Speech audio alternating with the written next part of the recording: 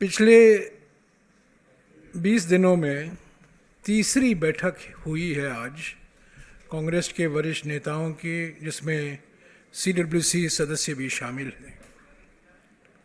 2 घंटे तक ये बैठक चली। प्रस्ताव पारित किया गया, उसकी जानकारी आपको विस्तार में पवन खेरा जी देंगे। मैं शुरुआत में यही कहना चाहता हूँ कि 22 अप्रैल से कांग्रेस पार्टी, कांग्रेस अध्यक्ष मल्लिकार्जुन खड़गे जी, हमारे LOP लोकसभा राहुल गांधी जी बार बार एकता और एकजुटता की बात कर रहे हैं। उन्होंने सरकार का पूरा समर्थन किया, ऑपरेशन सिंदूर का स्वागत भी किया और हमेशा उन्होंने यही कहा कि हम सरकार के साथ चट्टान के माफिक खड़े हुए हैं। हमारे स्थल सेना, वायुसेना और नवसेना के साथ हम चट्टान के माफिक खड़े हुए हैं। आतंकवाद के खिलाफ, पाकिस्तान के खिलाफ जो कार्रवाई की जा रही है उसका हम पूरा समर्थन दे रहे हैं। ये बार बार हमने कहा। हमने ये भी मांग की कि सर्वदलीय बैठक बुलाई जाए।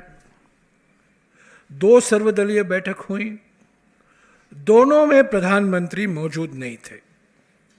हमने ये मांग की थी, खड़गे जी ने और राहुल जी ने, कि प्रधानमंत्री उसमें मौजूद हों 1 घंटे के लिए, 1.5 घंटे के लिए, गेस्ट अपीयरेंस भी कर सकते हैं, पर वो भी नहीं हुआ। 2 सर्वदलीय बैठक हुई हैं, प्रधानमंत्री मौजूद नहीं थे और वो औपचारिकता के लिए ये सर्वदलीय बैठक हुई है। कांग्रेस अध्यक्ष खड़गे जी, LOP लोकसभा राहुल जी ने प्रधानमंत्री को खत लिखा है कि पार्लियामेंट का एक विशेष सत्र बुलाया जाए, चर्चा हो पहलगाम आतंकवादी हमले के ऊपर, ऑपरेशन सिंदूर पर नहीं, पर जो पहलगाम में आतंकवादी हमले हुए हैं और उसके बाद जो घटनाएं हुई हैं, और ये एक सामूहिक संकल्प देश को दिखाना है दुनिया के सामने कि हम एक हैं, हम एक आवाज़ से बोलते हैं। और 22 फरवरी 1994 का जो प्रस्ताव है, जो सर्वसम्मति से पारित हुआ था POK को लेकर, वो एक मौका है उसको वापस दोहराने के लिए।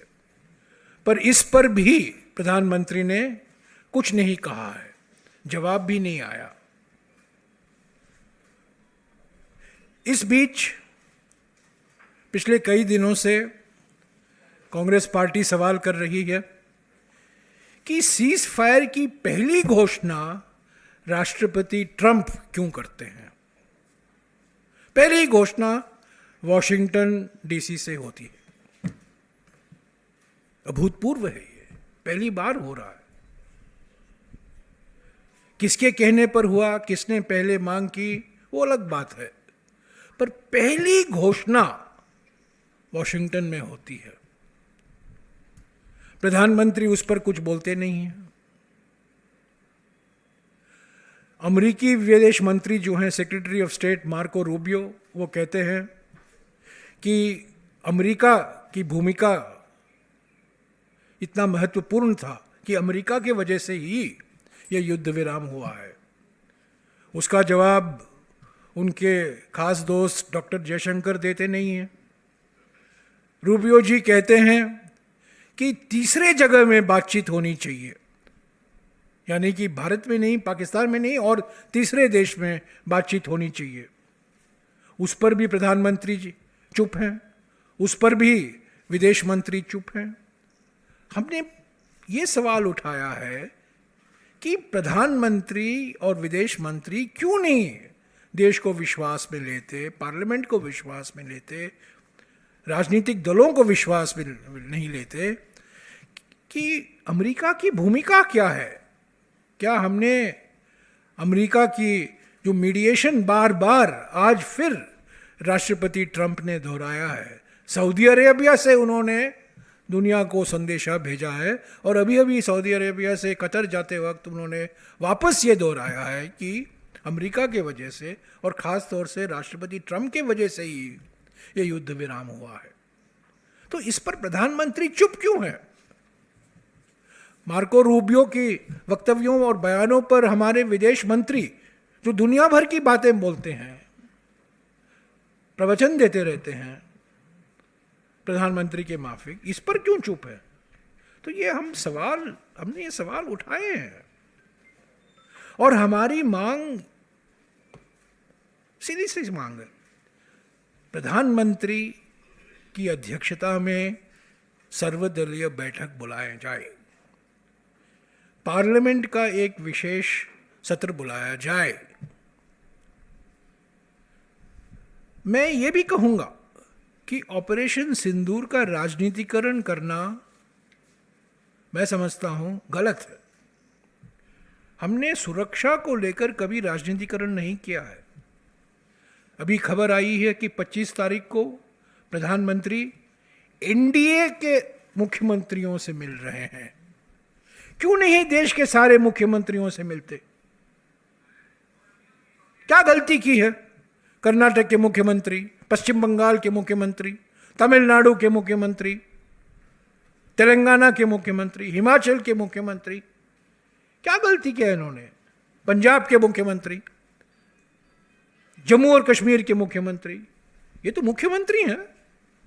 सिर्फ एनडीए के मुख्यमंत्री को आप बुलाएंगे और उनसे आप बातचीत करेंगे? ये राजनीतिकरण नहीं है तो और क्या है? एक तरफ कांग्रेस अध्यक्ष और राहुल जी एकता और एकजुटता की बात कर रहे हैं और दूसरी तरफ प्रधानमंत्री गंभीर सवाल पर चुप हैं, बोलते नहीं हैं, सर्वदलीय बैठक में आते नहीं हैं, खत का जवाब नहीं देते हैं, पार्लियामेंट का विशेष सत्र बुलाने के लिए तैयार नहीं हैं और दूसरी तरफ एनडीए के मुख्यमंत्रियों से आप विशेष बैठक करवा रहे हैं, रैलियां करवा रहे हैं देश भर में। ये राजनीतिकरण नहीं है तो और क्या है? हम इसकी कड़ी से कड़ी निंदा करते हैं। ऐसा राजनीतिकरण हमने कभी नहीं देखा। असली सवालों पर चुप्पी और सुरक्षा को लेकर राजनीतिकरण, मैक्सिमम साइलेंस, असली मुद्दों पर मैक्सिमम साइलेंस और मैक्सिमम पॉलिटिसाइजेशन, और इससे और राजनीतिकरण नहीं हो सकता। तो इस पर आज कांग्रेस के वरिष्ठ नेताओं के बीच में करीब 23 लोग मौजूद थे, सीडब्ल्यूसी के सदस्य भी मौजूद थे। इस पर चर्चा हुई। इस प्रस्ताव के बारे में पवन जी आपको जानकारी देंगे और जो एक दो इसके बाद जो कदम कांग्रेस पार्टी लेगी उसका भी ये जिक्र करेंगे। मैं आपको बता दूं, परसों दिन, आज 14 है, 16 तारीख को कल राहुल जी बिहार में रहेंगे सारा दिन, सामाजिक न्याय सभाएं होंगी, दरभंगा जा रहे हैं और परसों दिन दिल्ली में ही मीडिया को संबोधित करेंगे। आपको समय की जानकारी आपको दी जाएगी, पर परसों दिन ज़रूर राहुल जी इस मुद्दे को लेकर आपको विस्तार से बातचीत होगी आपके साथ। अभी मैं पवन से गुजारिश करूंगा कि इस प्रस्ताव के बारे में आपको जानकारी दें। पवन जी।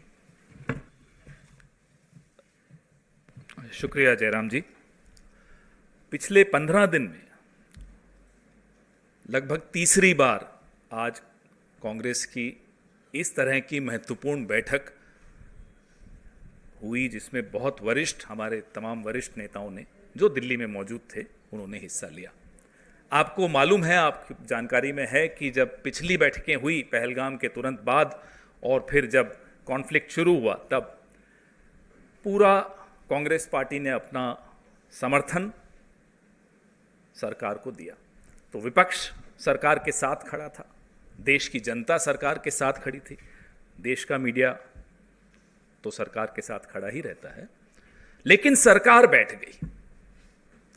इस बात की चिंता आज सबने उठाई कि किस दबाव में सरकार बैठी, क्यों सीजफायर की घोषणा अमेरिकी राष्ट्रपति द्वारा सबसे पहले की गई, क्यों सौदा व्यापार इन शब्दों का इस्तेमाल हुआ, क्योंकि देश की संप्रभुता का सवाल था, देश की सुरक्षा का सवाल था।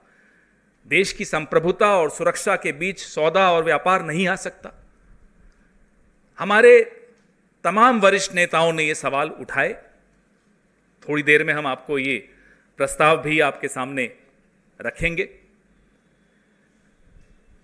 और न केवल कश्मीर के मामले में मध्यस्थता की बात अमेरिकी राष्ट्रपति डोनाल्ड ट्रंप ने की, भारत और पाकिस्तान को एक तराजू में तोलने की बात की। प्रधानमंत्री मोदी और प्रधानमंत्री शहबाज शरीफ को एक तराजू में तोलने की बात की। मोदी जी को स्वीकार हो सकता, हमें स्वीकार नहीं है, हम विपक्ष में हैं, लेकिन हम नहीं मानते इस बात को। यह कैसे हुआ और यह स्वीकार कैसे किया प्रधानमंत्री ने और देश की सरकार ने? अमेरिका की भूमि से, अमेरिका की धरती से डोनाल्ड ट्रंप घोषित करते हैं सीज फायर कि उन्होंने करवाया। जैसा कि जयराम जी अभी बता रहे थे, सऊदी अरेबिया की धरती से करते हैं, जमीन से करते हैं, हवा से भी करते हैं, हवाई जहाज में बैठकर भी यही टिप्पणी कर रहे हैं कि साहब मैंने कराया। सवाल उठाए गए आज की कांग्रेस की जो इस बैठक में भी कि चुप्पी क्यों है। सरकार के वरिष्ठतम जो नेता हैं, जो अध्यक्ष हैं, जो प्रधानमंत्री हैं, एक शब्द इसके बारे में नहीं बोले, विदेश मंत्री एक शब्द नहीं बोल रहे। तो यह चिंता इस देश की बढ़ जाती है कि यह निर्णय ले कौन रहा है इस देश की सुरक्षा के बारे में। आज तक ये पहले कभी इस तरह से नहीं हुआ कि सीजफायर की घोषणा कहीं विदेश से कोई और तीसरा देश कर रहा हो। यह सवाल तमाम नेताओं, यह सवाल जनता के मन में, यह सवाल देश भर के मन में है। इसलिए इस सवाल पर चर्चा होना बहुत जायज था। जो खंडन की आवश्यकता थी, और ऐसा नहीं है कि प्रधानमंत्री के पास समय नहीं था, अपना भाषण जब उन्होंने राष्ट्र के नाम पे दिया, उनके पास 15, 20, 25 मिनट थे जिसमें वो एक लाइन खंडन की डाल सकते थे। और यह आवश्यक होता है इस देश की संप्रभुता के लिए। एक 75 साल का इतिहास आजाद स्वतंत्र भारत का, जिसमें अनेक सरकारें आई, कांग्रेस की थी, भाजपा की थी, जनता पार्टी थी, कभी किसी के राजकाल में ऐसा नहीं हुआ। तो इसका खंडन होना बहुत आवश्यक था। और हैरानी की बात है कि विपक्ष इस देश की चिंता को आवाज दे रहा है, लेकिन प्रधानमंत्री और सरकार में यह चिंता नहीं दिखती। पुंछ में जो निर्दोष नागरिक मारे गए, जब ये कॉन्फ्लिक्ट चल रहा था, इस दौरान उन सबको श्रद्धांजलि दी गई। और एक बहुत महत्वपूर्ण सवाल उठा कि क्या पहलगाम आतंकी हमले के लिए जो जिम्मेदार आतंकवादी थे, हमने कोई शर्त रखी है? क्या हम उनको वापस लाने के लिए कोई मियाद फिक्स की है? क्या सीजफायर की जो शर्तें हैं उसमें यह शामिल है या नहीं है? यह स्पष्ट तरीके से देश को जानना जरूरी है। क्यों, कहां गए वो लोग? उनके नाम आपने पब्लिक सार्वजनिक किए, उनकी फोटोग्राफ्स आपने सार्वजनिक की, लेकिन यह सार्वजनिक नहीं किया कि सीजफायर की घोषणा से पहले आपने पाकिस्तान के सामने यह शर्त रखी थी कि भैया इस दिन तक आपको ये 5 लोगों को हिंदुस्तान के हवाले करना है। और जो आतंकवादियों के नाम हम सब जानते हैं जो पाकिस्तान में हैं, क्या उनके बारे में कोई निर्णय हुआ, कोई शर्त रखी गई कि उन्हें भी सुपुर्द किया जाएगा भारत को, फला दिन, इतने दिनों में सुपुर्द किया जाएगा, ताकि हम अपने हिसाब से कानूनी कार्रवाई उन पर कर सकें? ऐसी कोई स्पष्टता आज नहीं है। सीजफायर की शर्तों के बारे में किसी को कोई जानकारी नहीं है। सोर्सेस सोर्सेस सोर्सेस चला चला के आप लोग भी थक गए और देश भी थक गया सुन सुनकर। एस जयशंकर में एस कोई सोर्सेस नहीं होता, वो खुद आकर बोले ना। हम यही मांग करते हैं सरकार से कि बहुत गंभीर विषय है, ये सोर्सेस पर नहीं छोड़ सकते। एस साइलेंट होता है, ये सोर्सेस पर नहीं छोड़ा जा सकता। तो आप कृपया करके ये बताइए कि सीजफायर की घोषणा डोनाल्ड ट्रंप जी के माध्यम से क्यों हुई, अमेरिकी राष्ट्रपति जी के यहां से। आप स्पष्ट तौर पे बताइए कि सीजफायर की शर्तें क्या थी। आप स्पष्ट तौर पे बताइए कि पहलगाम के आतंकवादी कब भारत को सौंपे जाएंगे, क्या ये सीजफायर की शर्तों में शामिल था। आप स्पष्ट तौर पे बताइए कि जो बाकी आतंकवादी हैं जिनके नाम पूरा विश्व जानता है और पूरा विश्व यह भी जानता है कि वो पाकिस्तान की शरण में हैं, क्या उन्हें भारत को सुपुर्द किया जाएगा, अगर किया जाएगा तो कब तक किया जाएगा। ये तमाम सवालों के जवाब आवश्यक थे। जयराम जी ने अभी कहा कि आने वाले दिनों के कदम, तो एक तो जयराम जी ने बताया कि परसों राहुल जी आपसे मुखातिब होंगे। दूसरा, पूरे देश में अलग अलग शहरों में जय हिंद रैलियां निकाली जाएंगी, जिसमें सभाएं होंगी, जिसके बारे में जयराम जी अभी आपको और भी बताएंगे कि इसका क्या कॉम्पोजिशन होगा। आने वाले दिनों में और स्पष्ट तौर पे हम आपको उसके बारे में सूचना देंगे। लेकिन मैं जयराम जी से आग्रह करता हूं कि जय हिंद सभाओं के विषय में भी आपसे कुछ स्पष्ट तौर पे बताएं। जैसा कि आप जानते हैं, अलग अलग राज्यों में कांग्रेस पार्टी संविधान बचाओ रैलियां कर रही हैं। 13 या 14 राज्यों में ये हो चुका है और सभी राज्यों में ये चल रहा है, संविधान बचाओ रैली। कल राहुल जी बिहार में होंगे। सामाजिक न्याय को लेकर, जाति जनगणना को लेकर जो सवाल और मुद्दे उन्होंने उठाए हैं, कांग्रेस अध्यक्ष ने उठाया है, कांग्रेस पार्टी ने उठाया है, उसको लेकर बिहार के अलग अलग शहरों में खास तौर से युवाओं के साथ राहुल जी की मुलाकात होगी और वो भी सामाजिक न्याय को भी लेकर भी रैलियां होंगी, सभाएं होंगी विभिन्न राज्यों में। पर जो अभी राजनीतिकरण हो रहा है ऑपरेशन सिंदूर को लेकर, खास तौर से अगले 10-15 दिनों में बीजेपी की ओर से, और मैंने आपको एक मिसाल दिया कि 25 तारीख को एनडीए के मुख्यमंत्री की बैठक होने वाली है, वो एक मिसाल है। ऑपरेशन सिंदूर ऑपरेशन सिंदूर किसी एक पार्टी का ब्रांड नहीं होता है, ये देश का ब्रांड है, जनता का ब्रांड है। ऑपरेशन सिंदूर पर किसी एक पार्टी का एकाधिकार नहीं है, पर जिस तरीके से पार्टी श्रेय लेना चाह रही है, राजनीतिकरण कर रही है, खुले तौर से राजनीतिकरण हो रहा है, और पार्टी का ब्रांड और खास तौर से एक व्यक्ति का ब्रांड, जिसका ब्रांड एक्सपायरी डेट हो चुका है, उसको नई जान फूंकने के लिए उनमें ये नया ब्रांड अपनाया जा रहा है। इसको मद्देनज़र रखते हुए हमने ये तय किया है कि 10, 12, 15 शहरों में उसकी जानकारी कल परसों आपको मिल जाएगी। जय हिंद सभा, जय हिंद रैलियां होंगी। हमारे एआईसीसी से वरिष्ठ नेता उसमें शामिल होंगे और हम प्रधानमंत्री से सीधे सवाल करेंगे। जनता की ओर से जो सवाल हैं वो सवाल हम उठाते रहेंगे। कुछ सवाल तो आज हमने उठाए हैं, पर और बहुत सारे सवाल हैं। परसों दिन राहुल जी भी वो उठाएंगे। पर ये इन जय हिंद सभाओं में हम प्रधानमंत्री को कहेंगे कि इन सवालों का जवाब दीजिए, आप चुप क्यों हैं? क्योंकि इस सरकार में तो एक ही व्यक्ति निर्णय लेता है। तो यही है मकसद इन रैलियों का, इन सभाओं का। मैं एक और बात कहूँगा, उसके बाद आपके सवाल का जवाब पवन जी और मैं हम देंगे।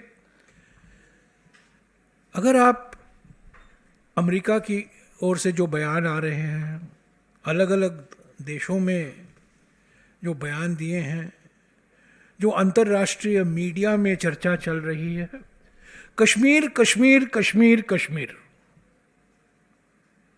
आतंकवाद को लेकर उसका कोई जिक्र नहीं हो रहा है। अमेरिका ने तो ज़्यादा जिक्र ही नहीं किया है, राष्ट्रपति ट्रंप ने तो ज़्यादा जिक्र ही नहीं किया। कश्मीर कश्मीर कश्मीर कश्मीर कश्मीर के बारे में चर्चा सिर्फ भारतीय संसद में हो सकता है और कहीं नहीं हो सकता। ये बात साफ होनी चाहिए। पर हम प्रधानमंत्री जानते हैं कि नहीं कि अभी सारे देशों में, सारे सभाओं में, सभी मंचों में इंडिया पाकिस्तान, इंडिया पाकिस्तान, जैसा कि पवन जी ने कहा, हाइफनेशन हो गया है। मैं सोचता था हम नेशन हैं, पर अब हाइफनेशन हो गया, नेशन से हाइफनेशन। अभी आप इंडिया की बात सोचते हैं पाकिस्तान, और इंडिया पाकिस्तान की बात सोचते हैं आतंकवाद नहीं, कश्मीर। ये सवाल है, इसका जवाब प्रधानमंत्री को देना चाहिए। किसी एमईए के जॉइंट सेक्रेटरी, प्रवक्ता को नहीं, पर प्रधानमंत्री को जवाब देना चाहिए। तो इसकी सारी डिटेल आपको 1-2 दिन में मिल जाएंगे। 10-12 शहरों में हमारे एक्स सर्विसमैन डिपार्टमेंट भी इसमें शामिल होंगे। हमारे जो पूर्व सैनिक डिपार्टमेंट हैं अलग अलग राज्यों में, राजस्थान में है, उत्तराखंड में है, झारखंड में है, महाराष्ट्र में है, वो भी इसमें शामिल होंगे। पर मकसद ये है कि हम प्रधानमंत्री से 5-6 सवाल पूछते रहेंगे और इनका जवाब देना ही होगा। अंत में पार्लियामेंट तो बुलाना ही पड़ेगा आपको 20 जुलाई, 20 या 21 या 22 जुलाई, जब ड्यू है शेड्यूल के मुताबिक, तब तो हम मुद्दा उठाएंगे। पर इस बीच हम जब एकता और एकजुटता की बात कर रहे हैं, और जब हम कह रहे हैं कि ऑपरेशन सिंदूर गर्व की बात है, हमने सलामी दी है स्थल सेना को, नौसेना को, वायुसेना को,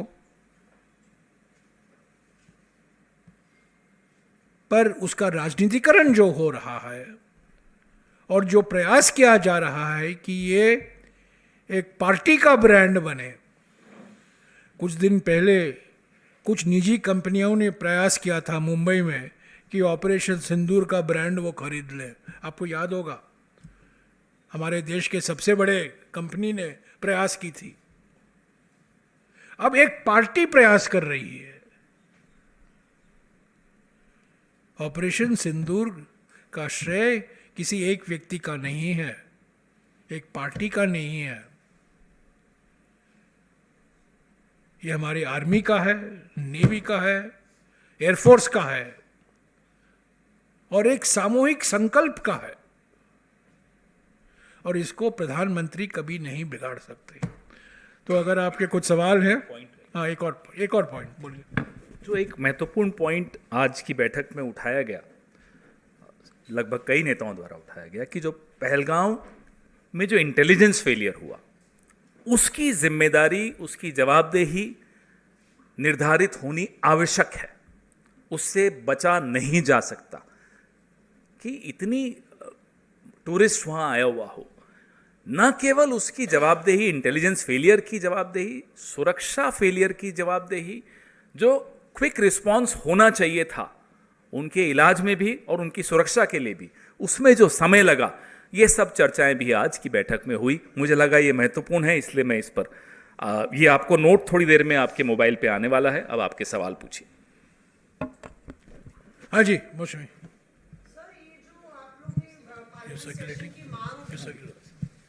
ये जो पार्लियामेंट सेशन की मांग आप लोग ने आज फिर से दोहराई है, सीडब्ल्यूसी में चर्चा हुई, तो क्या बाकी जो विपक्षी पार्टी हैं, क्योंकि राहुल गांधी ने अपने पत्र में लिखा था कि यूनानिमस रिक्वेस्ट है सब विपक्षी दलों से कि सेशन बुलाया जाए, स्पेशल सेशन, पर तृणमूल कांग्रेस से लेके सपा से लेके शरद पवार ने तो इस पे डिसएग्रीमेंट कर दिया है। नहीं। तो क्या बात हो रही है आपकी बाकी दलों से भी, और क्या दो सर्वदलीय बैठक हुई हैं। दूसरे सर्वदलीय बैठक के बाद राहुल जी और खड़गे जी ने जब प्रेस से भेंट की, तब उन्होंने कहा सारे विपक्ष पार्टियों, फ्लोर लीडर्स ने सहमति जताई कि पार्लियामेंट का एक विशेष सत्र बुलाना चाहिए। तो मैं समझता हूँ सारे पार्टियां चाहती हैं कि सर्वदलीय बैठक में प्रधानमंत्री मौजूद हों, उसकी अध्यक्षता करें और पार्लियामेंट का एक विशेष सत्र भी बुलाया जाए। इसमें मेरे मन में तो कोई संदेह नहीं है।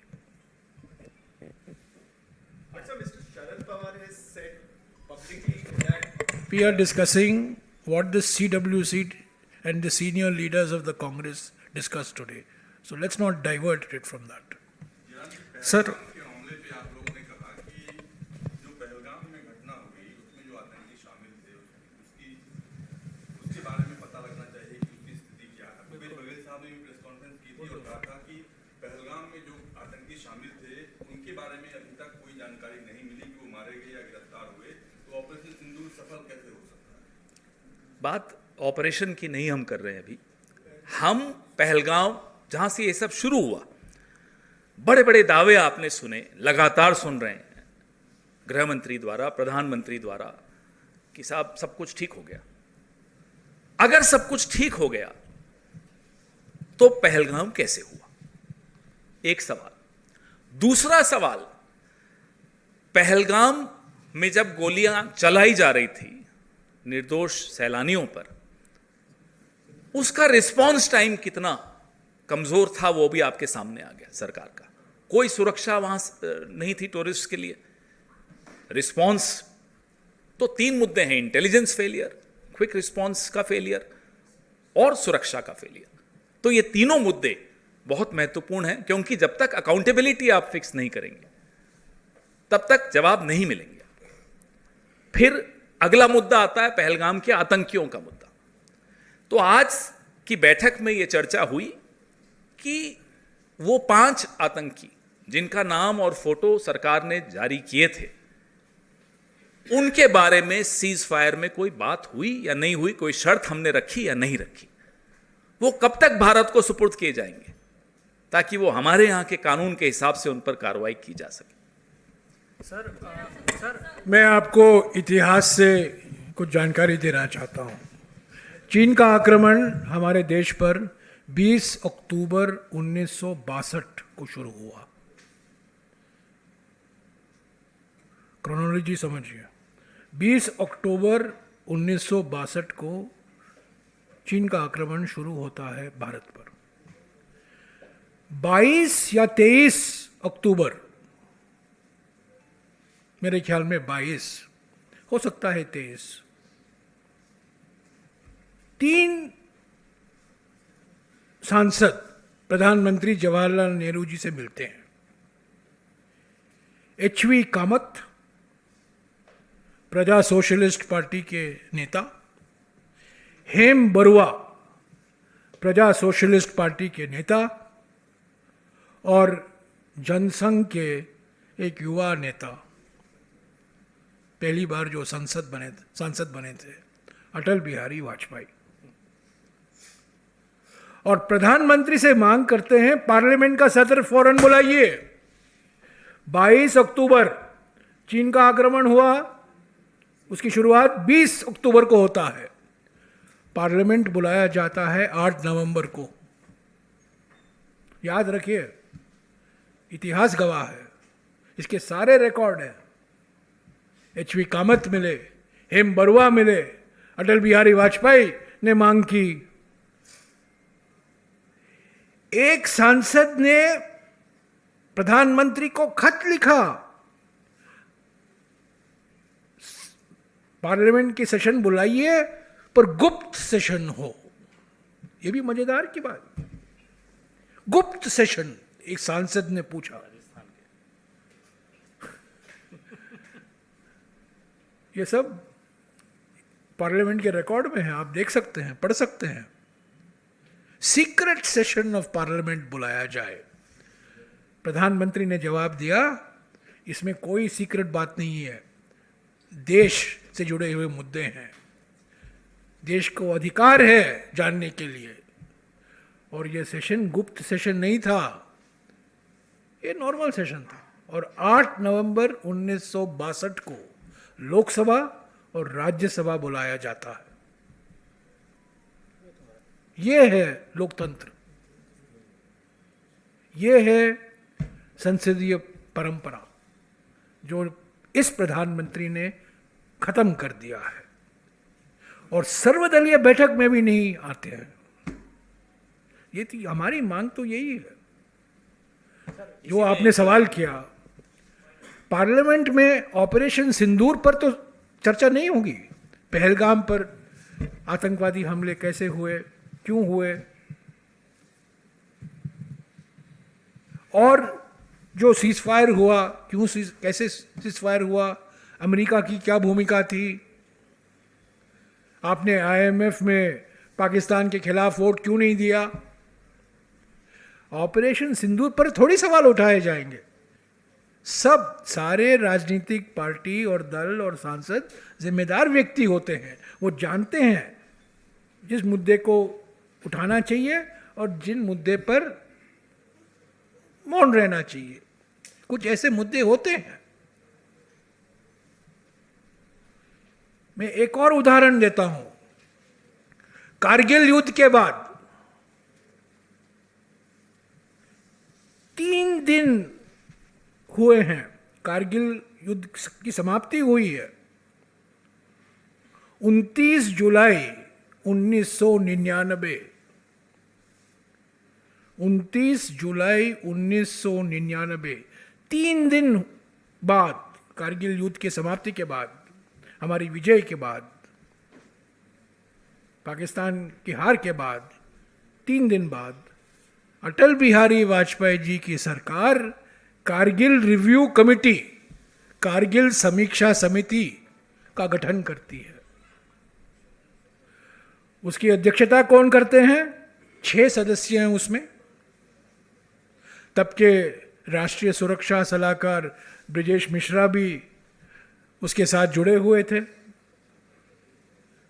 उसकी अध्यक्षता, उसकी चेयरमैन के सुब्रमण्यम है, हमारे देश के सबसे जाने माने रक्षा मामलों में विशेषज्ञ, जिनके सुपुत्र आज हमारे विदेश मंत्री हैं।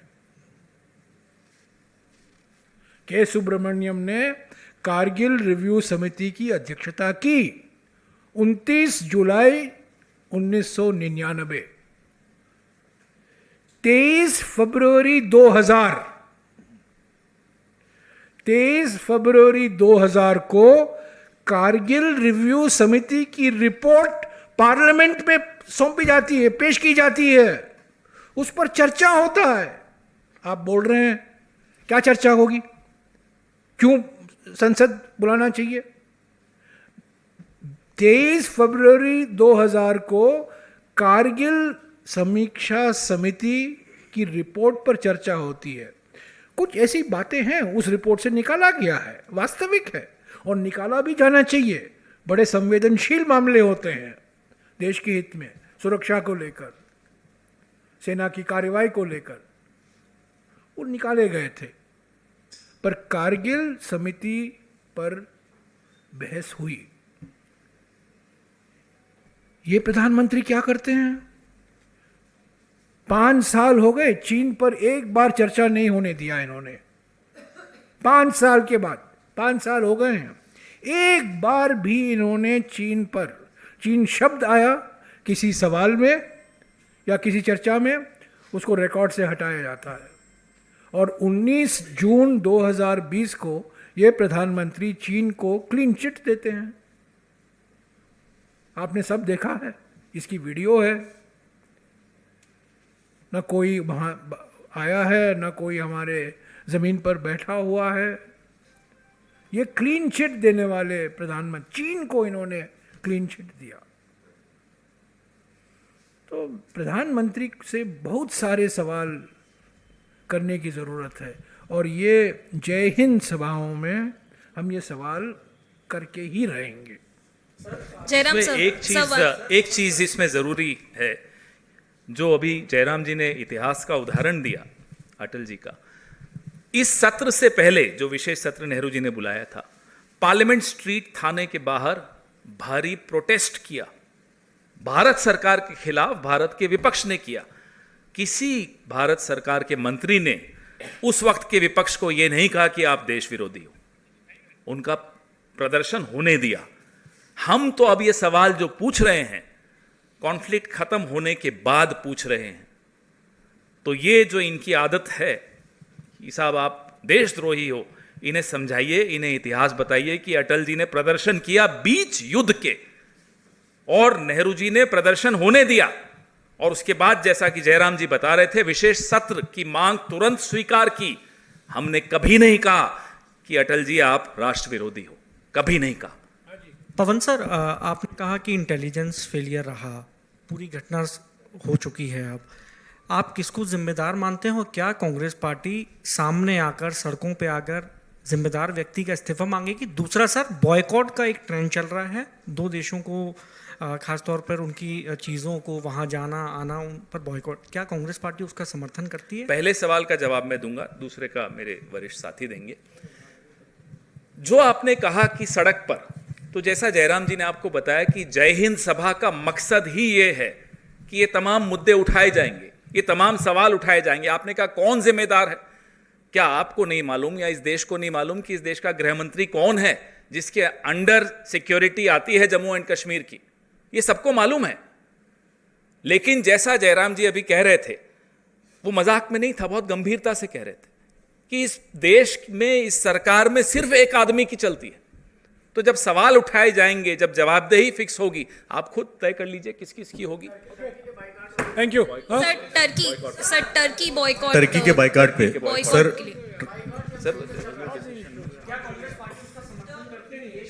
इस पर भी हम शीघ्र आपसे जरूर मुखातिब। सर हाँ, इसके जो आपने पूछा बड़ा सही है, ये मुद्दा है, अभी हमारी इसमें आएगा आपको रेजोल्यूशन में। जो